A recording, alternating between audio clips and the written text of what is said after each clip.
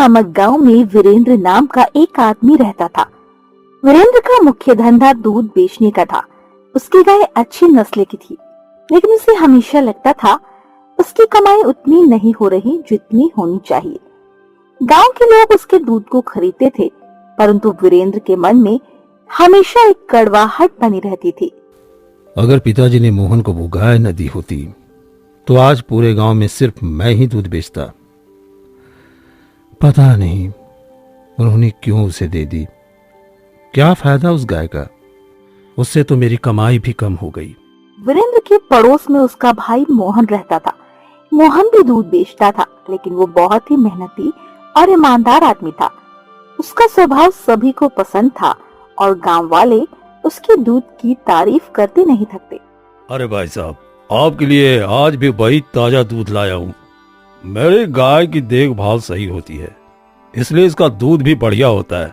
हाँ मोहन भाई, तुम्हारा दूध तो सचमुच में बहुत बेहतरीन है और मेरे परिवार को तो बस तुम्हारा ही दूध पसंद आता है। मोहन का यही सरल स्वभाव और खुशहाल जीवन वीरेंद्र को अंदर ही अंदर कचोटता था। उसे यह बर्दाश्त नहीं होता था कि मोहन को गांव में इतनी इज्जत क्यों मिल रही है। रात में जब वीरेंद्र घर लौटता है, उसकी पत्नी किरण उससे बात करने की कोशिश करती है। आ गए आप? कहाँ घूम रहे थे सुबह से? घर का कुछ भी ख्याल है आपको? तुम्हें क्या मतलब? मैं कहाँ घूमता हूँ? जो मन में आए वही करती रहती हो। सुनिए, आप हमेशा मुझसे इस तरह बात मत किया कीजिए।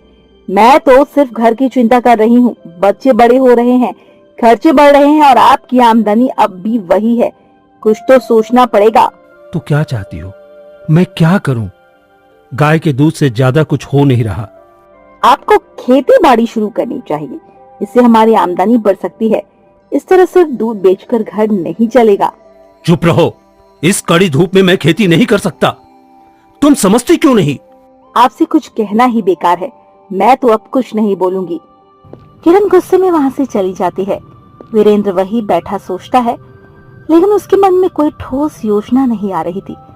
वो मोहन की बढ़ती लोकप्रियता और अपनी कम होती कमाई से परेशान था। वीरेंद्र रात भर सोचता है कि आखिर वो अपनी कमाई कैसे बढ़ा सकता है। अगले दिन वो मोहन की गाय का दूध चुराने की योजना बनाता है। सुबह जल्दी उठकर वो अपने दूध का काम करता है और फिर मोहन के घर की तरफ बढ़ता है।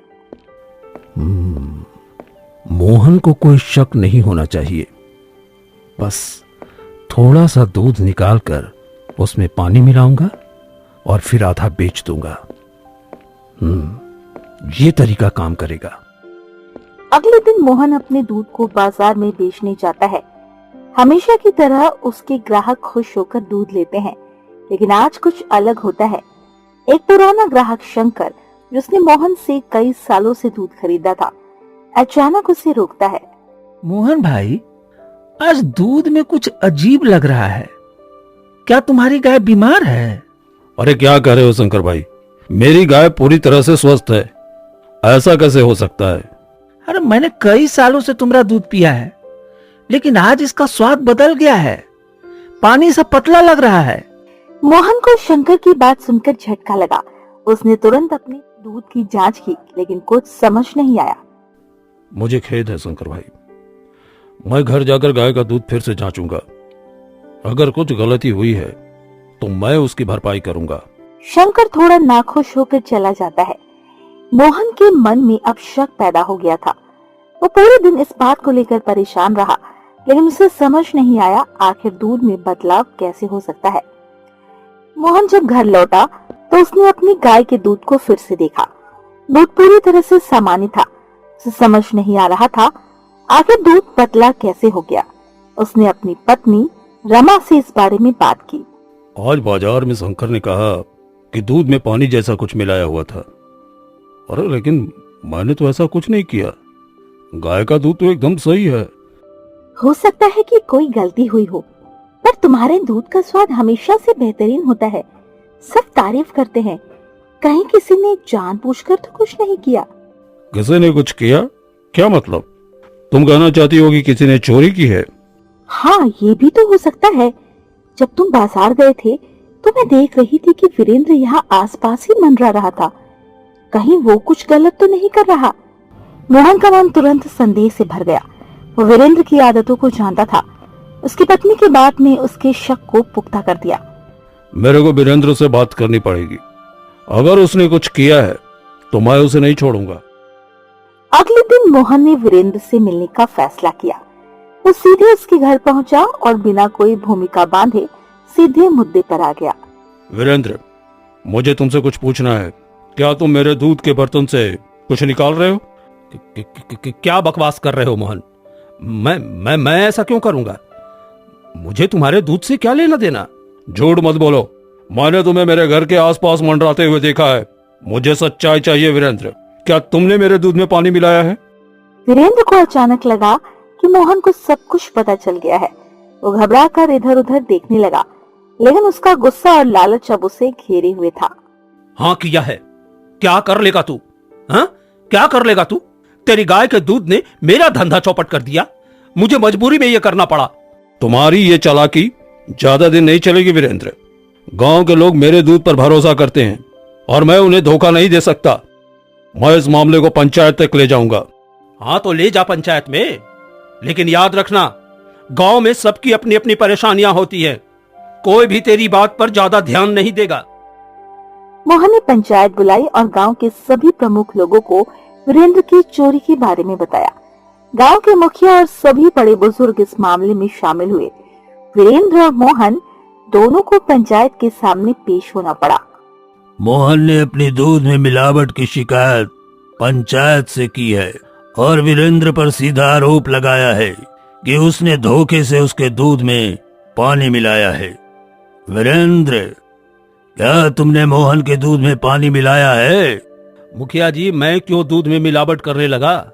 मुझे तो अपने कामों से फुर्सत नहीं मिलती। नहीं मुखिया जी, ये वीरेंद्र झूठ बोल रहा है।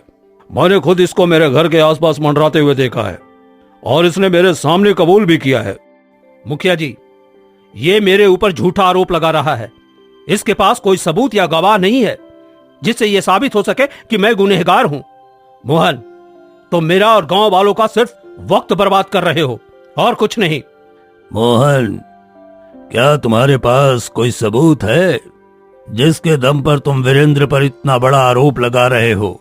अगर है तो बताओ, वरना मुझे पंचायत स्थगित करनी होगी और वीरेंद्र पर झूठे आरोप करने के लिए तुम्हें उससे माफी भी मांगनी होगी। मुखिया जी की बात सुनकर मोहन हताश होकर कहता है, नहीं मुखिया जी, मेरे पास कोई सबूत तो नहीं है। तभी गांव का एक शख्स गोपाल वहां आता है। मुखिया जी, मैं कुछ कहना चाहता हूँ। गोपाल, तुम तो आज कुछ काम से बाहर गए थे ना? हाँ, मैं गया था, लेकिन वो काम आज नहीं हो सका तो लौट आया। और जैसे ही मुझे मोहन का किस्सा पता चला, मैं तुरंत यहाँ चला आया। बोलो, तुम क्या कहना चाहते हो? मैं जब कल काम से लौट रहा था तो मैंने देखा कि रामू दूध की बाल्टियों के साथ कुछ कर रहा था।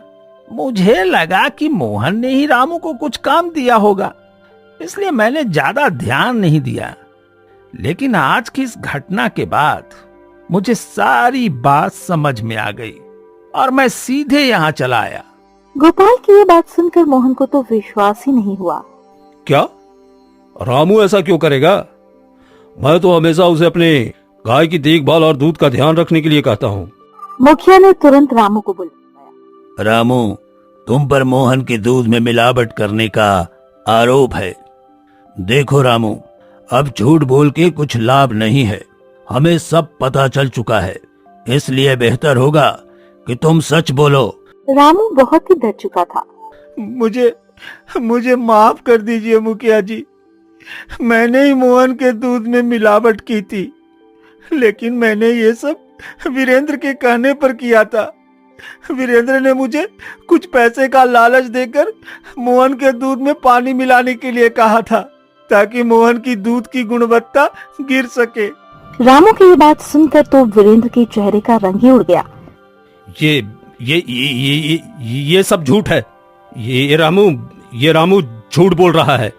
देखो वीरेंद्र, अब तो रामू ने भी कबूल कर लिया है कि ये सब तुमने उससे कहा था। अब सच छुपा के कोई लाभ नहीं। तुम्हारा किया अब सबके सामने आ चुका है। वीरेंद्र अब पूरी तरह से फंस चुका था। उसकी साजिश अब पूरी तरह उजागर हो चुकी थी। उसके पास अब अपना गुनाह कबूल करने के अलावा और कोई रास्ता नहीं था। हाँ, मैंने ही ये सब किया है। मानता हूं कि मैंने ऐसा किया, लेकिन मेरी मजबूरी थी। मेरा धंधा इस मोहन की वजह से खत्म हो रहा था। सारे ग्राहक तो सिर्फ मोहन से ही दूध लेते थे। ऐसे में मुझे अपना धंधा बचाने के लिए ये सब करना पड़ा, ताकि मोहन का धंधा बंद हो और मेरे धंधे में बढ़ोतरी हो। मजबूरी तुम्हें धोखा देने का अधिकार नहीं देती। तुमने मोहन के विश्वास को तोड़ा है और गांव वालों को भी धोखा दिया है। पंचायत का फैसला है कि तुम्हें मोहन से माफी मांगनी होगी और उसका नुकसान भरना होगा। साथ ही रामू भी इसमें शामिल था, इसलिए उसे भी सजा दी जाएगी। मैं माफी मांगता हूं। मैंने गलती की है और अब मुझे उसकी सजा भुगतनी पड़ेगी। मोहन ने पंचायत का फैसला स्वीकार कर लिया और वीरेंद्र की माफी को भी स्वीकार किया। गलती हर किसी से हो सकती है वीरेंद्र, मैं तुम्हें माफ करता हूं, लेकिन दोबारा कभी ऐसा मत करना। हमें मेहनत और ईमानदारी से ही अपनी रोजी रोटी कमानी चाहिए। पंचायत के बाद वीरेंद्र ने अपनी गलती से सबक लिया। उसने मोहन से अपने किए की भरपाई की और अपने दूध के धंधे को ईमानदारी से चलाने का वादा किया। गांव में भी दोनों भाइयों के बीच दुश्मनी खत्म हो गई और वे फिर से एक साथ काम करने।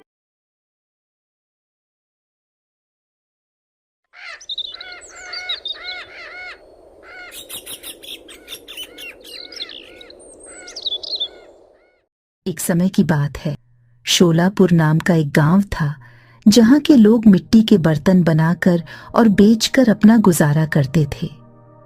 इसी गांव में एक गरीब कुम्हार था जिसका नाम राम प्रसाद था। वह दिन रात मेहनत करता और मिट्टी के सुंदर बर्तन बनाकर शहर में बेचता था। एक दिन राम प्रसाद अपने दोस्त मोहन के साथ नदी के किनारे मिट्टी इकट्ठा कर रहा था।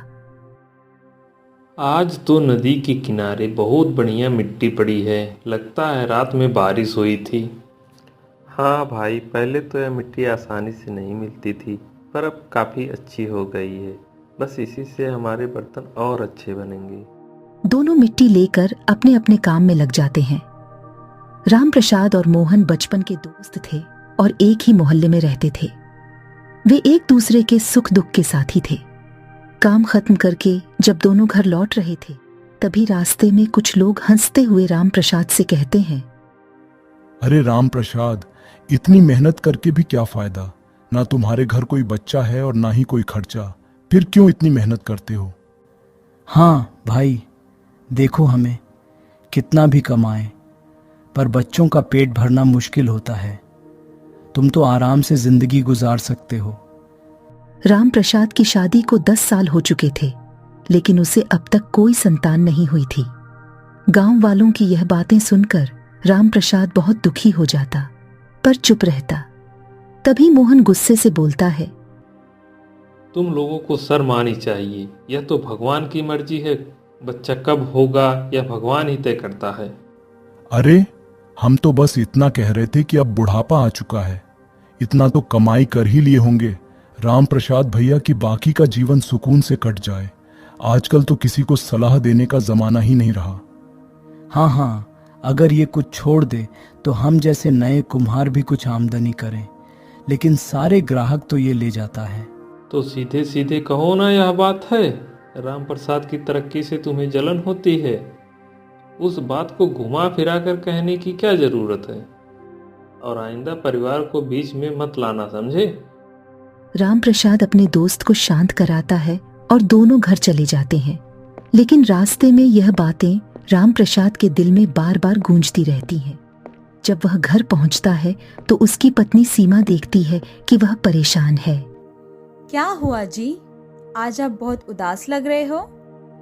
कुछ नहीं, बस थोड़ा थक गया हूँ। तुमने खाना लगा दिया? हाँ, अभी लगाती हूँ। आप तब तक हाथ मुंह धो लीजिए। खाना खाने के बाद राम प्रसाद बिस्तर पर बैठकर उसी बारे में सोच रहा था। तभी सीमा वहां आती है। सुनिए जी, आप जब से आए हो कुछ खोए खोए से लग रहे हो। क्या बात है जो आपको इतना परेशान कर रही है? राम प्रसाद सारी बात सीमा को बताता है। सच कहूँ तो ये बात मुझे भी चुभती है, लेकिन हमें संतान ना होने के पीछे भी ईश्वर की ही कोई लीला होगी। अगर उसने चाहा तो हमें संतान का सुख अवश्य देगा। पर आप भी गांव वालों की बातों पर ज्यादा ध्यान मत दीजिए। अब चलिए, शांति से सो जाइए। सीमा की बातें सुनकर रामप्रसाद का मन थोड़ा शांत होता है और वे दोनों शांति से सो जाते हैं। अगले दिन रामप्रसाद रोज की तरह काम पर जाता है। इस बार जब वह नदी के किनारे से मिट्टी इकट्ठा कर रहा होता है, तभी उसे नदी के किनारे एक रोशनी दिखाई देती है। अरे वो वहाँ पे कैसी रोशनी दिखाई दे रही है? रामप्रसाद अपना काम छोड़कर उस रोशनी की तरफ जाकर गौर से देखता है। उसे वहां पर एक सुनहरी मिट्टी का टुकड़ा दिखाई देता है। वह टुकड़ा बहुत अलग था और उसमें से एक हल्की रोशनी निकल रही थी।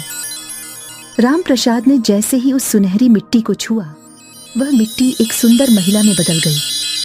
वह गुलाबी कपड़े पहने नदी के बीचों बीच खड़ी हो जाती है और रामप्रसाद से कहती है, मैं जल के सभी जीव जंतुओं की रानी जल देवी हूँ। मैं तुम्हें हर रोज इसी नदी से मिट्टी ले जाते हुए देखती हूँ। तुम्हारी सुदारता मुझे हर दिन प्रभावित करती है और आज मुझे छूकर तुमने मुझे मुक्त किया है। इसीलिए मैं तुम्हारी एक इच्छा पूरी कर सकती हूँ। बताओ, तुम्हें क्या चाहिए? धन, दौलत, मकान, जो तुम मांगना चाहो मांग सकते हो।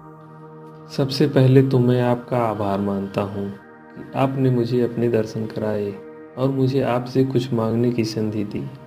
वैसे तो मेरे पास धन दौलत तो है, परंतु मेरी कोई संतान नहीं है। मुझे संतान प्राप्ति का आशीर्वाद चाहिए। अगर आप मुझे संतान प्राप्ति का आशीर्वाद देती हैं तो मैं उसे जीवनदान की तरह समझूंगा। तथास्तु वत्स। जल देवी के हाथ से बहुत तेज बिजली की रोशनी चमकती है। तभी रामप्रसाद के हाथ में एक बीज आ जाता है। यह बीज जाकर अपनी पत्नी को दे देना। तुम्हें जल्द ही संतान की प्राप्ति होगी, लेकिन एक शर्त है। तुम्हें मेरे और इस जादुई बीज के बारे में किससे कुछ नहीं कहना है, यहाँ तक कि अपनी पत्नी को भी नहीं। एक बात और, तुम्हारे बच्चे के पेट में होने के वक्त पर तुम्हें उसका बहुत ध्यान रखना होगा। कोई है जो उसे नुकसान पहुंचाना चाहे। अब रामप्रसाद को इतना जरूर पता था कि रानी की बात में कुछ छुपा हुआ संदेश है, लेकिन फिलहाल वो इन सब बातों पर ज्यादा ध्यान नहीं देता और देवी का आशीर्वाद लेकर वो खुशी से अपने घर की ओर निकल पड़ता है। घर जाते समय रामप्रसाद, यह जरूर भगवान की ही कोई लीला है। सीमा सही कहती थी, अगर भगवान ने चाहा तो सब ठीक होता है। और देखो, भगवान ने चाहा और आज ये चमत्कार हो गया। रामप्रसाद घर जाता है और सीमा को गले लगाकर कहता है, सीमा, आज मैं बहुत ज्यादा खुश हूँ। क्या जी, आज ऐसा क्या हुआ जो आप इतना खुश हो? मुझे भी तो बताओ। आज मुझे रास्ते में एक बाबा मिले थे। उन्होंने कहा कि जल्द ही तुम्हारी अधूरी इच्छा पूरी होने वाली है और उन्होंने प्रसाद में मुझे ये बीज दिया। तुम जल्दी से इसे खा लो। हाँ जी, खाती हूँ। तो आप इस बात से इतना खुश हो? हाँ बाबा, अब ये सब छोड़ो और जल्दी से ये प्रसाद खाओ। रामप्रसाद ने बीज अपनी पत्नी को बिना पूरी सच्चाई बताए खाने के लिए दिया। कुछ महीनों बाद सीमा को चक्कर और उल्टी जैसा महसूस होने लगा। पहले तो सीमा ने इसे आम बात समझकर नजरअंदाज किया, लेकिन जब यही सब 2-3 दिनों तक लगातार चलता रहा, तब सीमा रामप्रसाद से कहती है, सुनिए जी, मेरी तबीयत 2-3 दिनों से कुछ ठीक नहीं लग रही। मुझे बार बार चक्कर और उल्टी जैसा महसूस हो रहा है। सीमा, तुमने मुझे पहले क्यों नहीं बताया? हमें तुरंत डॉक्टर के पास चलना चाहिए। वे दोनों डॉक्टर के पास जाते हैं और सारे चेकअप कर लेते हैं। कुछ देर बाद डॉक्टर मुस्कुराते हुए आते हैं। रामू, घबराने की कोई बात नहीं है। तुम्हारी पत्नी बिल्कुल ठीक है, बल्कि खुशखबरी है। तुम्हारे घर जल्द ही एक नया मेहमान आने वाला है। रामू, तुम अब बाप बनने वाले हो। यह सुनकर रामप्रसाद और सीमा खुशी से फूले नहीं समाते और डॉक्टर से कहते हैं, सीमा, सुना तुमने डॉक्टर साहब ने क्या कहा? तुम माँ बनने वाली हो और मैं बाबा। हाँ हाँ, सुना। मैं बहुत खुश हूँ जी। आपका बहुत बहुत धन्यवाद। भगवान ने बहुत दिनों बाद हमारी पुकार सुनी है। लेकिन रामू, क्योंकि यह लेट प्रेगनेंसी है, इसलिए तुम्हें अब इनका खास ख्याल रखना होगा। जी डॉक्टर, मैं इस बात का पूरा ध्यान रखूंगा। लेकिन यह खबर रघु नाम के एक पुराने कुम्हार को भी लगती है। रघु को राम प्रसाद की सफलता से हमेशा जलन होती थी और इसीलिए उसने एक तांत्रिक की मदद से सीमा पर जादू टोना किया था ताकि उसे कभी भी संतान न हो और वो राम प्रसाद को तड़पता हुआ देख सके। और इसी वजह से आज तक राम प्रसाद और सीमा को संतान का सुख प्राप्त नहीं हुआ था। लेकिन जैसे ही उसे पता चला कि राम प्रसाद की पत्नी पेट से है, वह एक तांत्रिक के पास जाकर राम प्रसाद के बच्चे को नुकसान पहुंचाने की योजना बनाता है। राम प्रसाद, भाभी, कोई घर पर है? हाँ रघु भैया, बोलिए। कुछ नहीं, खुशखबरी का पता चला तो हालचाल पूछने आ गया और कुछ फल भी लाया था आपके लिए। अरे भैया, इसकी क्या जरूरत थी? आइए ना, बैठिए, वो अभी आते ही होंगे। नहीं, बस चलता हूँ। इतना कहकर रघु वहां से जल्दी से निकल जाता है। थोड़ी देर बाद राम प्रसाद भी घर आ जाता है। वो देखता है कि सीमा के हाथ में फल था और वो उसे खाने ही वाली थी। तभी राम प्रसाद कहता है, रुको सीमा, ये फल ये कहाँ से आए? मैंने तो नहीं लाए थे। वो अभी रघु भैया आए थे हालचाल के लिए, उन्होंने ही लाए हैं ये फल। सीमा की यह बात सुनकर राम प्रसाद को देवी की बात याद आ जाती है और वह सीमा के हाथ से सारे फल छीन कर फेंक देता है। मैंने तुमसे कितनी बार कहा है, जब तक मेरी लाई हुई चीज ना हो तुम्हें नहीं खानी है। तुम्हें समझ क्यों नहीं आता है? अब राम प्रसाद डरकर मन ही मन सोचता है, जल्दी भी मेरे बच्चे की रक्षा करना। समय बीतता है और राम प्रसाद और सीमा के यहाँ एक सुंदर बेटे का जन्म होता है। बच्चा बहुत ही अनोखा था। उसकी आंखें नीली थीं और चेहरा चमकदार था। राम प्रसाद और सीमा ने उसका नाम आदित्य रखा। देखो कैसे मुस्कुरा रहा है, बिल्कुल तुम पर गया है। हाँ, वो तो है। और सुनिए, लड़का हुआ है, कम से कम गांव में मिठाई तो बांटनी ही चाहिए।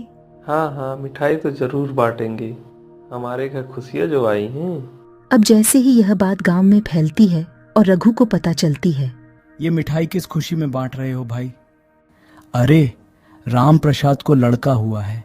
अब मन ही मन रघु यह सब सोचने लगता है, लेकिन उसे यह नहीं पता कि आदित्य कोई मामूली बच्चा नहीं है। आदित्य का जन्म किसी चमत्कार से कम नहीं था और उसने अपने माता पिता के जीवन को खुशियों से भर दिया। राम प्रसाद के बच्चे की खुशखबरी पूरे गांव को पता चलती है और पूरा गांव राम प्रसाद के लिए खुश होता है। इधर रघु राम प्रसाद की खुशियों से जलता रहता है और दूसरी ओर राम प्रसाद और सीमा अपने नए मेहमान के साथ खुशी से अपना जीवन व्यतीत करते हैं।